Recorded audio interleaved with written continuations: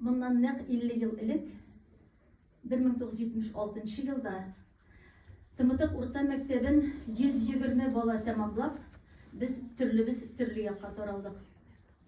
17 яшьлек кыз бала кулына китаплар тутырылган чемоданын тутып, шактый ерак булган Казан шәһәренә юл алдык. Бүгенге көндә мин шушы залда Озакай районы җитәкчеләре, шулай ук Тымытык мәктәбе укучылар янында басып торам икән.